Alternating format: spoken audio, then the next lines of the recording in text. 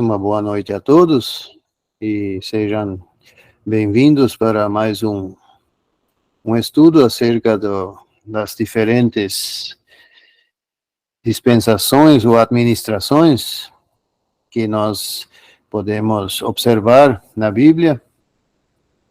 E até agora nós vimos algo acerca da época ou da dispensação anterior à nossa, a dispensação da lei, e também vimos algo já acerca da dispensação da graça. E conforme foi proposto, inclusive está na tela para todos, o aspecto, o tópico que gostaríamos de tratar hoje é Israel, Igreja. Pois é um assunto de extrema relevância e é necessário compreender bem para poder também usufruir daquilo que Deus preparou para nós, os da época da graça e da época da igreja, e também para que não façamos confusão, para que possamos compreender bem a palavra de Deus. Infelizmente, numa grande parte da cristandade, e também entre muitos verdadeiros cristãos, não há clareza, não há certeza, não há convicção acerca desse ponto. E por isso foi proposto que estudemos um pouco melhor esse assunto.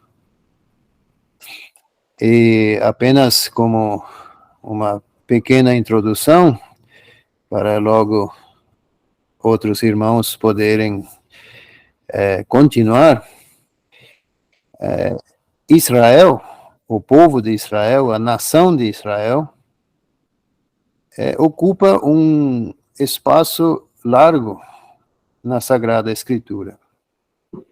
Uma grande parte da Bíblia é dedicada a esse povo. Encontramos ele praticamente no Antigo Testamento inteiro e em algumas partes do Novo Testamento também. Já a igreja aparece somente no Novo Testamento, tendo a primeira menção em Mateus capítulo 16. E como vimos no estudo anterior, a época da lei, ou melhor, a lei era destinada a Israel. Mas e então, como é que fica a igreja? E também vimos algo a respeito das bênçãos, que são distintas. Então, talvez podemos hoje meditar um pouco mais, com mais detalhes, acerca dessas diferenças e, especialmente, compreendermos essa mudança que percebemos claramente na palavra de Deus, de Israel para a igreja. E assim, então, poder também entender a palavra de Deus corretamente. E quero encorajar aos irmãos a expressar seus pensamentos, e ainda que seja apenas 2 ou 3 palavras, mas é interessante se todos, ou pelo menos muitos, participem. Já temos falado já nos estudos anteriores, embora a gente leve um pouco mais de tempo para esses estudos, mas a gente consegue lembrar, ou fica ainda na mente aquilo que nós temos aprendido, que os irmãos têm trazido para nós.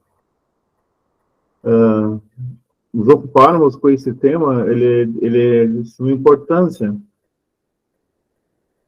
embora não vemos ele como uma doutrina da palavra de Deus, da Bíblia, questão de dispensações ou dispensação, mas ele é uma forma utilizada para que podemos, assim, entender a manifestação de Deus e também como em todos os momentos ele faz as coisas com vista para o seu Filho, a glória do seu Filho, o Senhor Jesus. E quando nós estudamos essa questão da dispensação, a gente consegue, então, fazer uma colocação, um enquadramento dos ensinos bíblicos. Porque se nós não estudarmos dessa forma, agora não estou dizendo que outros métodos de estudos estejam errados, não é isso que eu quero dizer, mas se não estudarmos dessa forma, ver as manifestações, a manifestação progressiva de Deus e como ele atua em várias épocas, nós não compreendemos, nós vamos acabar fazendo uma grande confusão. E quando interpretamos errado, então a aplicação também será errada e equivocada. Então,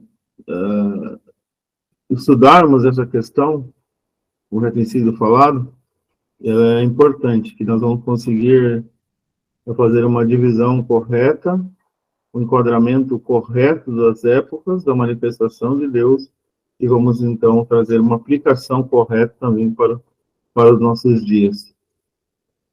E também com isso não vamos cometer algum equívoco na maneira de servir a Deus, na maneira de servir ao Senhor Jesus. Porque se interpretarmos errado, também nós vamos servir de uma forma errada. Não somente aplicarmos para os ouvintes, mas também nós vamos ter atitudes erradas da forma como Deus quer, como o Senhor Jesus quer, que nós venhamos a servi-lo e adorá-lo. Então, já foi comentado que a situação anterior, pensamos um pouco a respeito da lei. O segundo quadro, aquele que nos foi fornecido, ele é a quinta dispensação. Antes dessa dispensação da lei, nós temos a promessa. Ela é a quarta, então ela tem mais ou menos o início, lá em Gênesis capítulo 12, e creio que é um texto conhecido de todos, o chamado de Abraão. Então Deus chama Abraão, e com isso ele, pelo chamado, ele dá uma responsabilidade para ele, que é para ele sair do meio da parentela dele. E nós vemos também aí um fracasso. E depois temos então a lei, que é a quinta dispensação da lei, no Monte Sinai. Deus dá isso a Israel, e a responsabilidade deles, então, como uma nação, eles deveriam guardar a lei, e nós vemos também o seu fracasso de guardar a lei. E dentro da promessa da quarta e da lei, nós temos, então, um chamado, não somente a Abraão, mas também nós vamos ver aí, como nosso irmão já comentou, a questão de Israel, onde ocupa uma boa parte da palavra de Deus. Então, dentro dessa promessa e nessa transição da lei, dessa revelação progressiva de Deus, nós encontramos, então, a nação de Israel, Deus chamando, então, a esse povo, separando esse povo, segundo a sua grande sabedoria, segundo a sua graça. Nós sabemos que Deus não precisa de conselheiro para tomar qualquer decisão. E não se aconselha com ninguém para fazer qualquer coisa.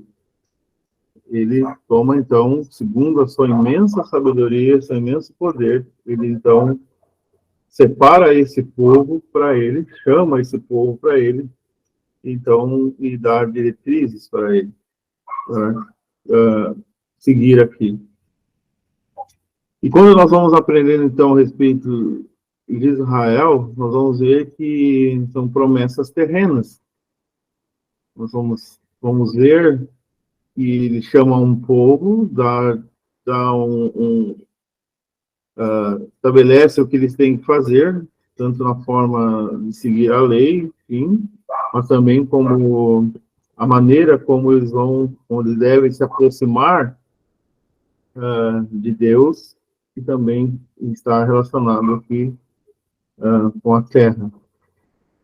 E também, se não fazemos essa separação, alguns no passado até ensinavam que não precisava, a Bíblia não se separa. Mas não é nesse sentido, separação, no sentido de olharmos segundo o que Deus estabeleceu, segundo sua sabedoria, segundo o seu imenso poder, o que Ele estabeleceu para cada um. Ele estabeleceu algo para a nação de Israel, como seu povo aqui na terra, ou uma nação escolhida por Ele estabeleceu a forma, e também Ele tem a igreja. Então, nós sabemos fazer essa distinção, que é, então, não somente um povo, mas como temos aqui na tela, de todos os povos. E, então, essa relação é uma relação, então, celestial nessa época da graça. Mas nós vamos percebendo que, embora eles foram ricamente abençoados, a nação de Israel, com esse chamado de Deus, a separação de Deus, nós vamos ver que eles também falharam. Eles falharam. E com essa falha, com essa não observância, essa desobediência quanto que Deus estabeleceu, eles então foram colocados à parte. Mas não deixaram como nação de ser o meu povo ao qual Deus escolheu. Embora no momento, nós vamos ver, eles não são mais meu povo, não meu povo. Isso nós temos lá no livro de Oséias, que é um livro antes do cativeiro. Mas Deus haverá ainda de tratar com eles ainda no futuro. Mas no momento eles, se é que podemos usar essa expressão, eles saem de cena para entrar, então, trato de Deus com a sua igreja, onde nós vamos encontrar em Mateus 16, a primeira vez, onde foi feita a referência, e também nós temos lá em Mateus 18. E nós vamos observar essa transição, Israel saindo de cena, então, a nação como nação, e vamos observar a respeito da igreja nessa dispensação da graça. No caso aqui, ela é a sexta, e também podemos ver quando ela passou a vigorar, ou passou a se manifestar, ou ter essa dispensação, que nós temos lá em Atos capítulo 2.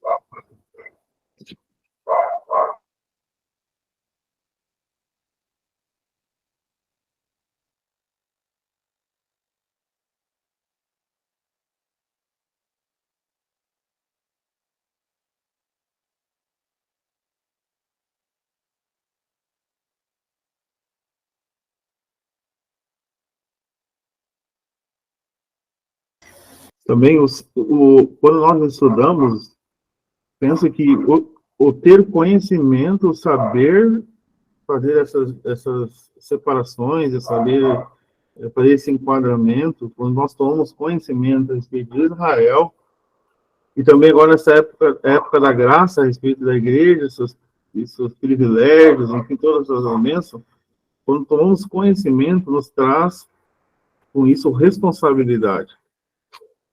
Isso também nos leva a nossa vida prática a ter uma mudança. quando nós tomamos conhecimento, então, dessa época a qual vivemos, da graça, e as bênçãos que tem, aquilo que Deus quer, aquilo que Deus tem feito, e isso traz para cada um de nós um grande compromisso e responsabilidade. Mas não é uma responsabilidade para nós ter medo, temor, ter medo de Deus, ter medo das coisas. Mas é uma responsabilidade que traz junto uma gratidão, porque esse período é um período, de fato, totalmente diferente, onde nós vamos depois ver, onde já temos um acesso inigualável, qual essa nação, mesmo sendo o povo escolhido, ela não tinha o que nós temos agora. Creio que já tem sido falado, mas gostaria de reforçar que foi colocado ali no tópico 1, a diferença na vocação e nas bênçãos. E uma das bênçãos a qual agora aqueles que estão na dispensação da graça podem desfrutar, aqueles que são salvos por Jesus Cristo, como o irmão já comentou, este acesso a Deus e esta intimidade com Deus. Porque os crentes da lei, eles podiam conhecer a Deus de muitas formas, o Deus Criador, Deus dos céus e da terra, mas agora podemos conhecer a Deus como o nosso Pai. Esta intimidade é exclusiva daqueles a qual são crentes na graça, que creram no Senhor Jesus. É uma bênção exclusiva da igreja. Os crentes do Antigo Testamento, eles não podiam chamar a Deus como Pai, eles não tinham esta intimidade, este conhecimento. E para reforçar isso, nós temos o Evangelho de João, no capítulo 1, versículo 12. Evangelho de João, capítulo 1, versículo 12. Mas a todos quantos o receberam, deu-lhes o poder de serem feitos filhos de Deus aos que creem no seu nome. Ou seja, aqueles crentes agora que creem no Senhor Jesus, por Cristo, então temos o poder de sermos feitos filhos de Deus. E mais um versículo em João capítulo 20, no versículo 17, temos as palavras do Senhor Jesus Cristo também a respeito disso. João capítulo 20, versículo 17, disse-lhe Jesus: não me detenhas, porque ainda não subi para meu Pai, mas vai para meus irmãos e dize-lhes que eu subo para meu Pai e vosso Pai, meu Deus e vosso Deus. Então, como o irmão comentou, temos esse acesso a Deus e podemos desfrutar desta intimidade maravilhosa, a qual é exclusiva para sim, os crentes da dispensação da graça. O Royce falou anteriormente de transição, ou seja, da passagem de um estado para outro ou de uma época para outra. E isso é importante observar e distinguir, diferenciar. E até mesmo fazer uma separação para poder distinguir e entender melhor uma época e outra. No Antigo Testamento temos pelo menos um exemplo, uma figura, ou melhor, um exemplo em figura dessa transição de Israel para a igreja. São os capítulos 22, 23 e 24 de Gênesis.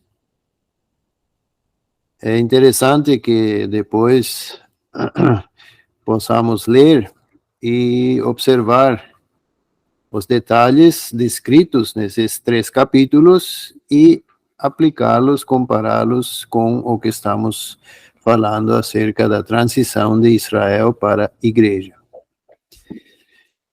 Creio que todos sabemos que em Gênesis 22 há dois pontos relevantes,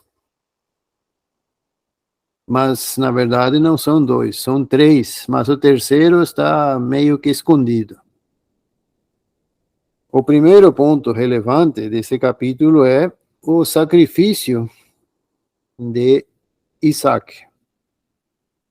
Quando Abraão foi com ele até aquele monte e o colocou sobre o altar. E em figura o sacrificou ali. O segundo ponto relevante desse capítulo é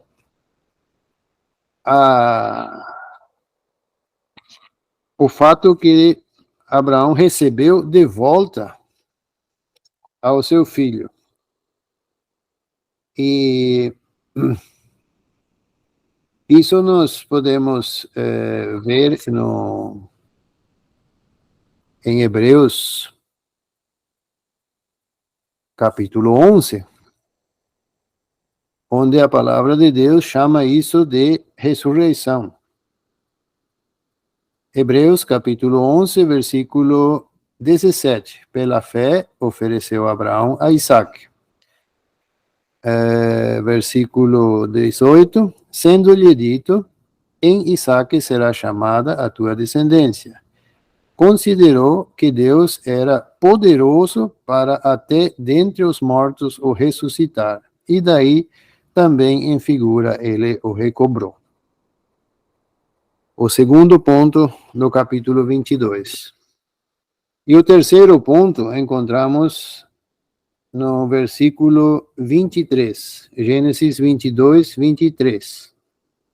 E Betuel gerou Rebeca. Somente essa pequena observação não nos diz muita coisa. Mas já vamos entender que sim, é importante. E no capítulo 23 de Gênesis temos a morte de Sara. E no capítulo 24, o servo enviado para buscar e trazer uma noiva, uma esposa para Isaac. Aplicando isso agora ao Novo Testamento. Isaac, ou melhor, o sacrifício de Isaac, todos sabemos que é uma figura do sacrifício do Senhor Jesus ali na cruz. Ele ressuscitou, segundo ponto, assim como em figura, Abraão recuperou a Isaac pela ressurreição. E após a ressurreição, temos versículo 23, Gênesis 22, 23, Rebeca. Rebeca, uma figura da igreja. Mas aqui ela apenas é mencionada como havendo nascido. No capítulo 23, a morte de Sara. Sara, uma figura de Israel, que foi posto de lado. E no capítulo 24, o servo, uma figura do Espírito Santo, busca, recolhe a noiva para a trazer a Isaac ao Senhor Jesus. Levando essa história agora para o Novo Testamento, o Senhor Jesus morreu na cruz, seu sacrifício, ao terceiro dia ressuscitou, 50 dias após a sua ressurreição, nasceu a igreja, Atos capítulo 2, Rebeca. E nos primeiros capítulos de Atos, até o capítulo 8,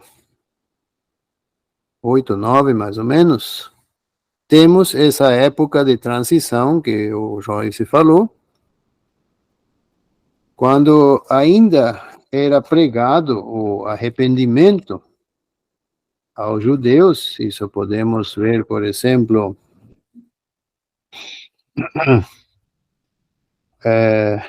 Atos capítulo 3 e versículo 19. Ali Pedro, em seu discurso, ele diz: arrependei-vos, pois, e convertei-vos para que sejam apagados os vossos pecados e venham assim os tempos do refrigério pela presença do Senhor. Aqui Pedro está falando aos judeus, para que se arrependam.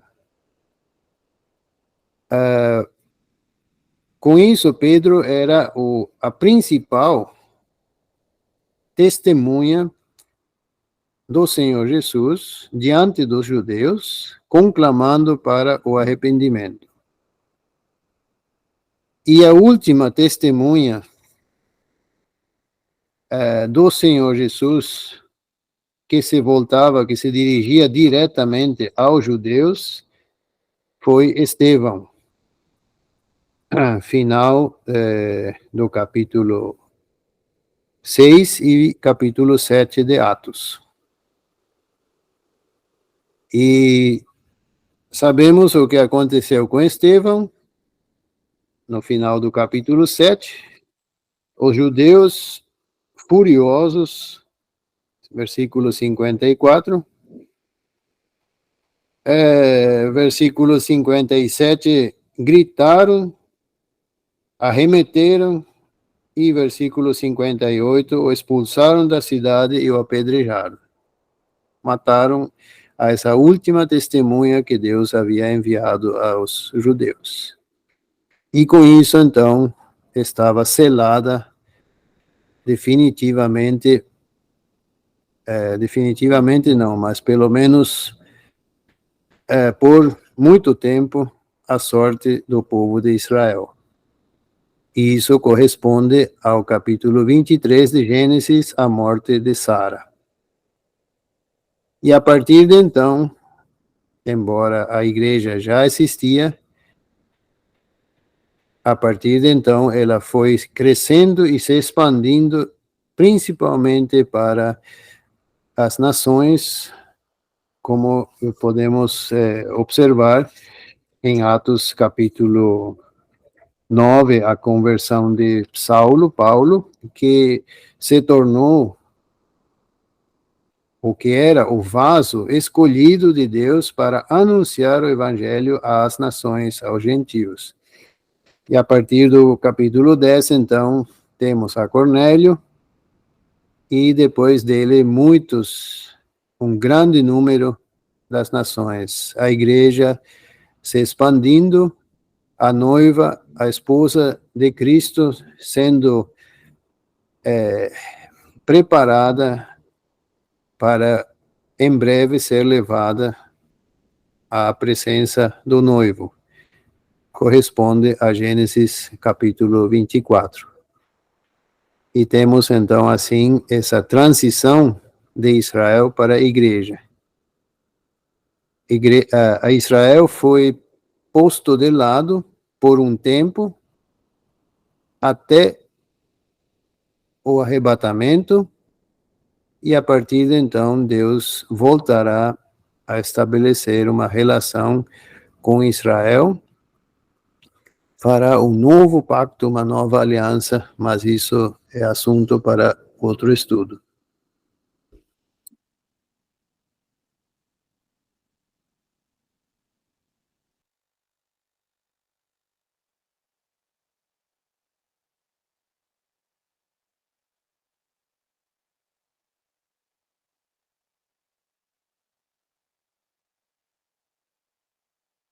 Não sei se ficou compreensível ou se restou alguma dúvida, podem questionar, podem perguntar sem problemas. Mas também podem acrescentar pensamentos a isso. Eu estava pensando também, quando estudamos aqui Israel e igreja, nós sabemos que nesse instante a nação ela está dispersa. Nós sabemos pelos relatos bíblicos que houve uma divisão das 12 tribos, as 10 tribos foram levadas primeiro para o cativeiro, depois as outras duas tribos, ou uma tribo e meia, os irmãos me ajudem nesse sentido, foi levado para o cativeiro babilônico. E elas, nesse momento, elas continuam dispersas. E Deus haverá de reunir elas segundo o seu poder. Então, quando falamos a respeito de Israel, penso que não estamos falando do estado atual dela, mas que está agora, que se encontra agora. Mas segundo o que Deus estabeleceu, segundo os planos de Deus como uma nação. Esse é o olhar de Deus agora, quando vamos estudar a respeito de Israel, não olhamos ela fragmentada ou espalhada, mas segundo aquilo que Deus estabeleceu na sua origem. Quando ele, então, chamou esse povo, escolheu esse povo, e esse povo, ele recebeu isso para revelação, para revelar a respeito de Deus para as outras nações, a respeito daquilo que Deus é. E Deus sempre olhou, ele não via, né, nesse sentido dessa separação, eles estar dispersos e separados. Nós temos lá no Antigo Testamento, quando aquele profeta, então, vai diante dos profetas de Baal, ele põe as 12 pedras, se eu não me engano, monta o altar, e ali já tinha divisão. Então, ele olhava segundo a visão, ele podia botar aquele altar, as 12 pedras, segundo Deus, segundo a visão de Deus. Então, quando falamos em Israel, aqui, nós temos que pensamos sempre na questão daquilo que Deus chamou o povo, não essa dispersão ou separação, ou distantes que estão hoje. Da mesma forma, quando falamos em igreja, quando estudamos a respeito da igreja, não é um prédio físico, não é um local de reunião, ou vou à igreja, não. Quando falamos de igreja, nós estamos falando no conjunto de todos os salvos, aquilo que Deus estabeleceu. Todos os crentes, todos os salvos nesse período da graça, onde o irmão já fez a colocação, passa a existir a partir de Atos 2. Não é uma denominação, não é um prédio, não é um local, não é um salão. Mas quando olhamos igreja, fazemos essa diferenciação, nós estamos falando de todos os salvos, todos os crentes que creram no Senhor Jesus. E também queria observar, já que o irmão fez também essa transição aí, que nos encontramos na palavra de Deus. Nós vemos também o Senhor Jesus, claro que ele precisava, ele disse isso nos evangelhos, que precisava, então, ele ir até a cruz, morrer, padecer nas mãos dos religiosos da época, sofrer na cruz, morrer na cruz, ser sepultado, ressuscitar, subir aos céus, e aí, a partir daí, então, vindo o Espírito Santo estabelecer essa igreja, a sua assembleia. Eu quero dizer que o Senhor Jesus também, ele começa a manifestar e fazer uma pequena transição, se essa é a palavra que eu posso utilizar. E Israel é colocado de lado. Israel posta de lado. Pela desobediência, eles estão rechaçando ele. Então, a casa de Israel ficará deserta ou vazia. Nós podemos observar isso em Mateus, capítulo 12, no final, nós temos no versículo, tem no versículo, capítulo 12, versículo 46 até o 50, essa relação. Eu vou fazer aqui uma ponte entre o capítulo 12 e o capítulo 13. Diz assim, porque, versículo 50 do capítulo 12, porque qualquer que fizer a vontade de meu Pai que está nos céus, este é meu irmão, e irmã e mãe. Então ele entra no capítulo 13, versículo 1, e diz, tendo Jesus saído de casa naquele dia, estava sentado junto ao mar. E nós sabemos que quando o Espírito coloca esses versículos, conduz nessa direção, tem um significado, que é expressar algo, que é mostrar algo, principalmente a respeito do Senhor Jesus. Então, ele sai de casa.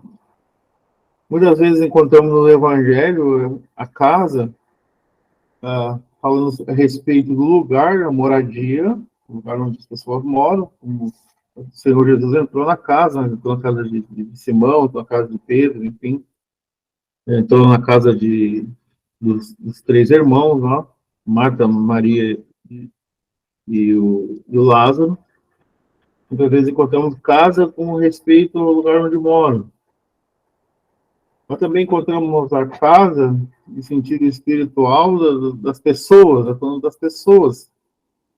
Como lá temos lá em Josué, que eu e minha casa serviremos ao Senhor. Então, todas as pessoas que estavam dentro da casa, fazendo uma referência, eles iam servir ao Senhor. Não era o prédio, não era o local físico, mas eram as pessoas, eu e minha casa, uma expressão. Mas também encontramos casa como uma referência à nação de Israel. Saiba, a sua casa de Israel, fazendo uma referência a eles.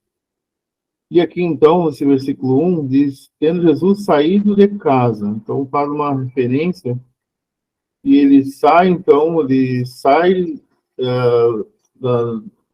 da nação, do povo, daquele remanescente que tinha, faz essa transição e se volta para os gentios, porque ele está sentado junto ao mar. Temos aqui uma figura das nações. Isso nós temos com referência também em Apocalipse, capítulo 17, que fala, deixa eu olhar aqui, Apocalipse 17, versículo 15, disse-me, as águas que viste, onde se assenta a prostituta, são povos, multidões e nações. E também nós temos lá, depois lá em Isaías também, ele faz essa mesma referência a respeito do mar, e no caso daí faz referência às nações, lá em Isaías capítulo 57, versículo 20. Mas os ímpios são como o mar bravo, porque não se pode aquietar e as águas lançam de si lama e lodo. Mas os ímpios são como o mar bravo. Também vemos uma figura a respeito das nações, do povo gentil, enfim. Então, o Senhor Jesus, ele sai da casa e então volta então, ao seu ministério, aquilo que ele ia manifestar, dando indício, então, a todas as nações. Porque, a partir do capítulo 13 do Evangelho de Mateus, ele começa a falar sobre os mistérios dos reinos dos céus. Ele não estava mais pregando o reino, mas os mistérios do reino dos céus. Isso nós temos em Mateus 13 e versículo 11. E pouco mais adiante, ele tinha, se não me engano, antes, ele tinha orientado para que eles pregassem, não levassem bolsa e não pregassem para outros povos, a não ser ao povo de Israel, aos judeus. Mas vamos ver um pouco mais adiante, então, que pela primeira vez lá no capítulo 15, no versículo 21, ele deixa a primeira vez os limites de Israel. Então, ele fala com a mulher cananeia. E até ele fala, o Senhor Jesus fala, no versículo 24 do capítulo 15, e ele respondendo disse: eu não fui enviado senão as ovelhas perdidas da casa de Israel. Então chegou ela e adorou. Então nós temos aqui também esse indício, essa manifestação, melhor dizendo, do Senhor Jesus.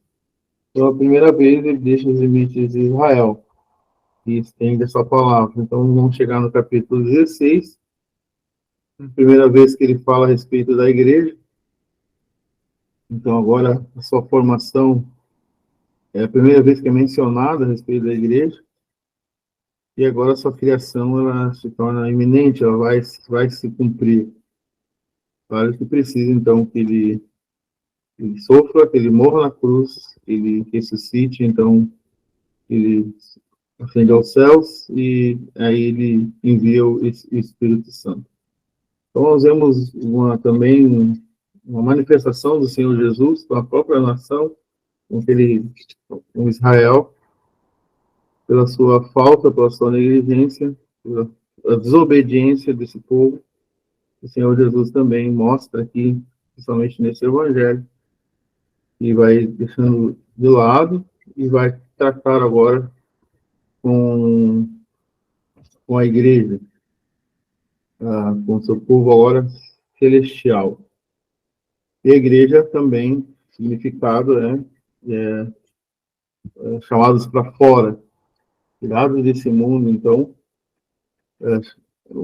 chamados para fora, chamados para servir ao Senhor Jesus. É interessante também que nisso tudo nós podemos ver o amor e a misericórdia de Deus sempre em cada dispensação. E olhando na dispensação da lei, nós podemos constatar então este amor e também constatarmos a soberania de Deus e também a onisciência de Deus preparando, né, todas as coisas e fazendo todas as coisas. Nós já ouvimos que o Senhor escolheu um povo para representá-lo e nós vemos que esse povo falhou. E o fato de hoje nós, após Atos capítulo 2, nós começando então, podemos dizer assim, oficialmente, né, se é assim que podemos dizer, a dispensação da graça, então, aonde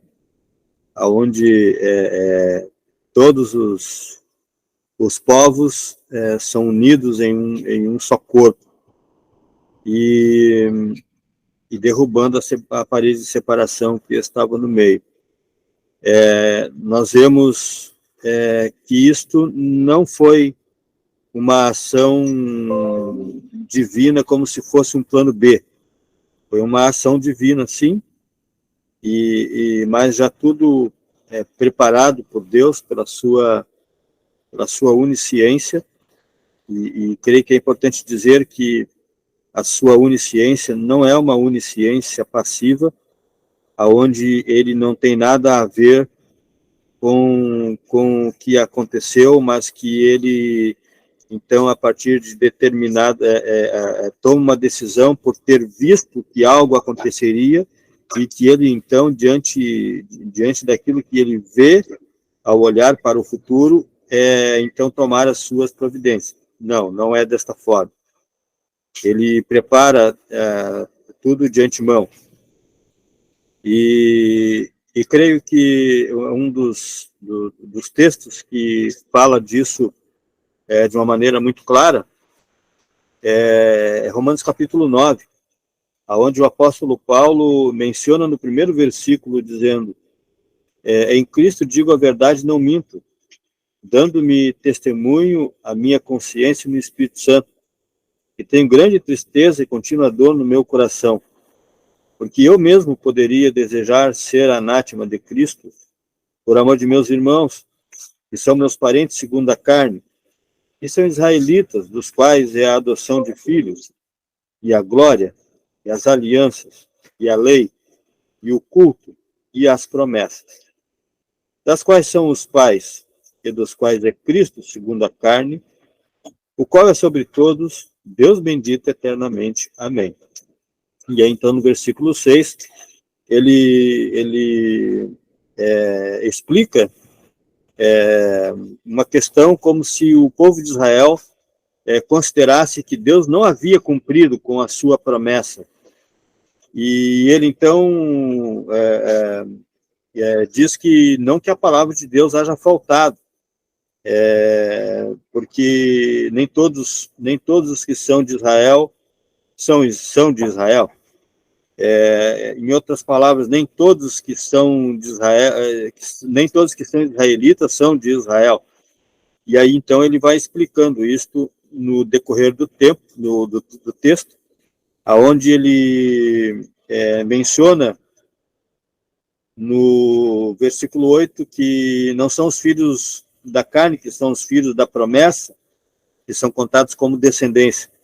Por que ele diz isso? Ele está lembrando lá das promessas que Deus fez a Abraão, e a promessa de Abraão em relação à sua descendência seria em Isaac. Por que ele estava dizendo isso? Porque Abraão não teve só Isaac como filho, ele teve primeiro Ismael com a Agar, depois teve mais 6 filhos com a Quetura, mas nenhum deles era o filho da promessa, com exceção de Isaac. Isaac, que foi o único filho gerado por Abraão e Sara, o filho das suas entranhas. Então, por meio disso, ele explica que mesmo sendo todos israelitas, os filhos da promessa eram somente aqueles que eram em Isaac, ou seja, falando da fé.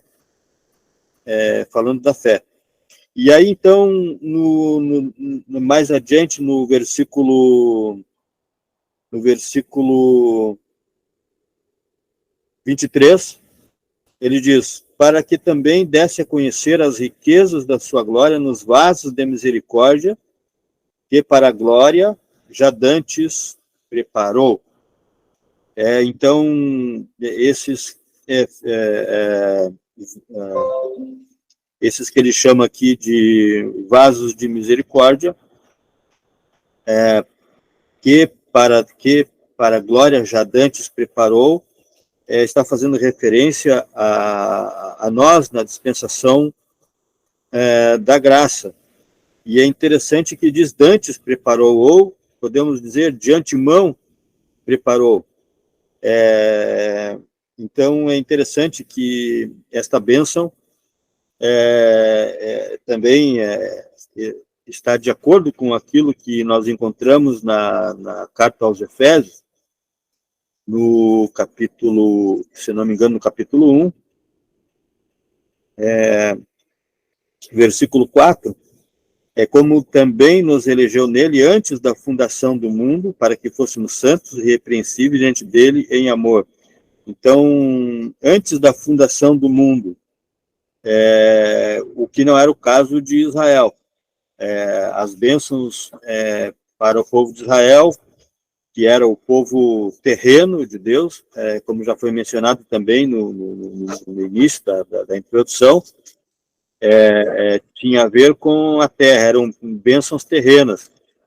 E podemos também constatar pelo capítulo 25 de Mateus, versículo 34, onde diz: então dirá o rei aos que estiverem à sua direita: vinde benditos de meu Pai, possuí por herança o reino que vos está preparado desde a fundação do mundo.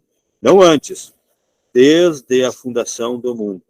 Então, as bênçãos do povo de Israel estão ligadas com a terra. E E a igreja, na dispensação da graça, está ligada com as bênçãos celestiais. Então, na continuação de Romanos 9, 24, ele diz: os quais somos nós, a quem também chamou, não só dentre os judeus, mas também dentre os gentios. Como também diz em Oséias: chamei meu povo ao que não era meu povo, e amada a que não era amada. Isso se dará que no lugar em que lhe foi dito: vós sois meu povo, aí serão chamados filhos. Vós não sois meu povo, aí são chamados filhos do Deus vivo. Diferente do que diz em relação a Israel, como também já foi mencionado antes. Nós recebemos o privilégio de sermos chamados de filhos. E só para concluir, no versículo 30, ele faz uma colocação como se fosse alguém perguntando: e diremos, pois, que os gentios que não buscavam justiça, alcançaram a justiça? Sim, mas a justiça que é pela fé. Mas Israel, que buscava a lei da justiça, não chegou à lei da justiça. Por quê? Porque não foi pela fé, mas como pelas obras da lei.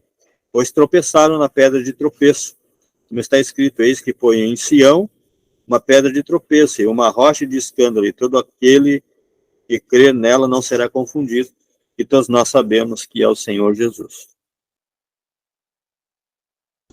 O tempo já acabou, então creio que não vamos poder concluir totalmente esse tópico que foi proposto para hoje, apenas mencionando,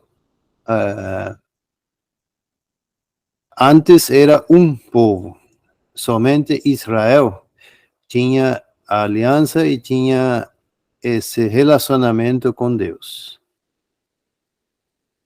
E tudo girava em torno de Israel, e somente em Israel era o lugar de adoração.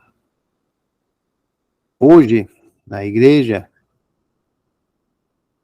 é totalmente diferente. De todos os povos, Deus trouxe pessoas para fazerem parte da igreja. E a vocação de Israel era terrena. E o chamado, a vocação, nós vemos já em Gênesis capítulo 12, os primeiros versículos, quando Deus fala a Abraão. Já o chamado, a vocação da igreja é celestial. As bênçãos, o irmão acaba de citar, as bênçãos de Israel eram e são, ou melhor, serão terrenas. Israel está ligado ao tempo e ao espaço, ligado à terra. A igreja tem bênçãos espirituais. A igreja não está ligada à terra, nem ao tempo, nem ao espaço.